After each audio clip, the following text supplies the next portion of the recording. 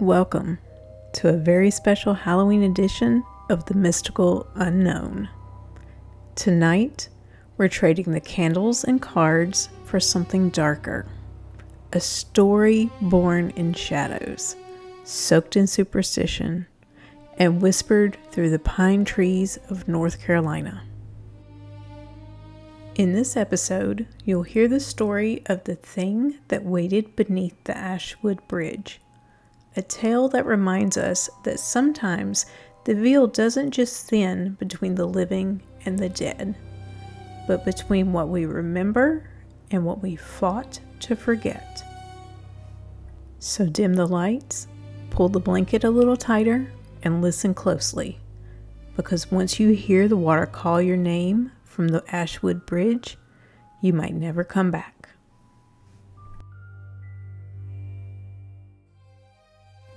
They say every small town has a place you're warned not to go. For Ashwood, North Carolina, that place is the old bridge at Mill Creek Road, a stone relic older than the town itself. It didn't just cross the creek, it sealed something within it. Parents told their kids it was haunted. Teenagers dared each other to cross it at midnight. But everyone agreed on one thing. You don't stop your car on Ashwood Bridge, not for a second. Mara didn't believe the stories anymore. She'd left Ashwood years ago. Left the gossip, the woods, the whispers about her brother's disappearance. But after her father's funeral, there she was, driving that same winding road home, rain pouring, fog thick enough to erase the stars. The darkness felt heavy, pressing against the windshield. Then the bridge appeared. Moss-covered stones, iron railings that creaked like old bones, and that strange humming sound from below. Her phone screen flickered, no service. Then her car sputtered. Once, twice, dead, right in the middle of the bridge, perfectly centered. The rain drumming on the metal roof now sounds deafening. Mara stepped out, flashlight in hand. The air smelled metallic, like rain and rust and raw chilled earth. She leaned over the edge, listening. The creek below rushed by, but the sound wasn't quite right. There was a rhythm to it, almost like breathing. Deep, slow, and full of fluid. Then she heard it, a whisper, faint but real. It was impossibly close, like someone was speaking directly into her ear from behind the stone. Mara. Her flashlight beamed across the water. Nothing. Just ripples.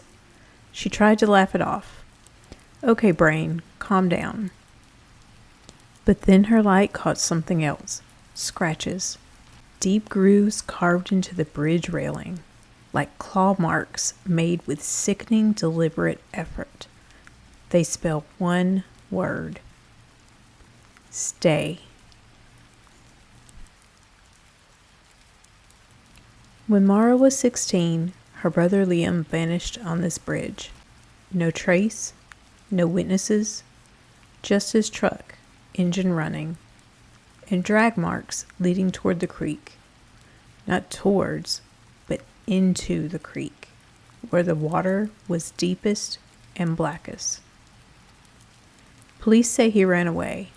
Her grandmother, a woman with the sight, said otherwise. The thing beneath the bridge took him, the one that feeds on grief. It waits for the echo of pain. Mara had spent her adult life convincing herself that was superstition. Until now. Mara froze. She heard another splash, this time closer. It's moving to the side of the bridge she's standing on. Then she looks up. Something moved. At first, it looked like a shadow, too long, stretching unnaturally beneath the arch. Then, a hand emerged, pale, wet, fingers bending the wrong way, like joints made of rubber, not bone. And behind it, a face.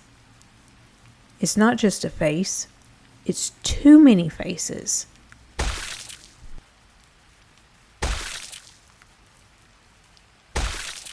It wasn't her brother, not anymore. Those gray-blue eyes were the same, but the body was wrong, jerky, twisting. The skin was not wet with creek water, but with thick, syrupy black fluid. And when it spoke, the words came in two voices, one human, one deep and guttural. "You came back," it said, as Mara backed away. "Liam?" she questioned. "You shouldn't have." The guttural voice is louder now, a wet rumble that seems to shake the bridge deck.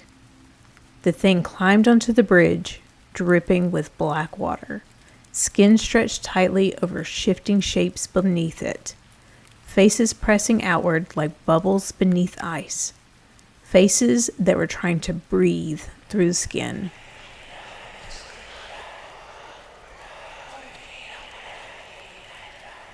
One face caught her eye, her father's. His mouth was open, silently screaming from within the creature's shoulder.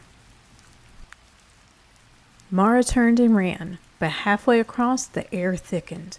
She hit something invisible, like running into water.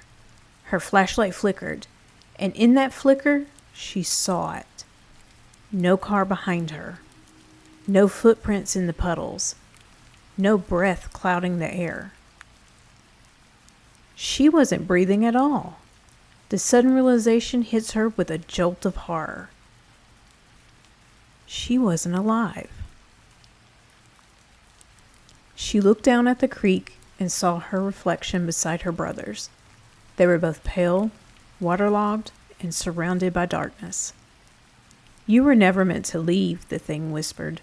"You died here too, the moment he took your hand." Memories crashed through her mind. Headlights, her father shouting her name, her brother pulling her back from the railing, a flash of something gray in the water, then cold water swallowing her whole. She never made it off the bridge. No one ever does. They just stay, waiting for the next one. At dawn, the bridge stood silent again. A deputy found a car there, engine off, door open, driver missing. All that remained was a handprint on the railing, wet and too large to be human. And carved beneath the word "stay" was something new. "Welcome home." Maybe the veil doesn't just thin between the living and the dead. Maybe it thins between memory and truth. If you ever find yourself driving down Mill Creek Road on a foggy night and your car stalls on a bridge that hums, just don't look down. Thank you for listening to The Mystical Unknown. If you enjoyed this Halloween story, share it with someone who loves a good scare. And stay tuned for more mysteries, hauntings, and soul-deep explorations of the unknown. Until next time, stay curious, stay grounded, and keep exploring the mystical unknown.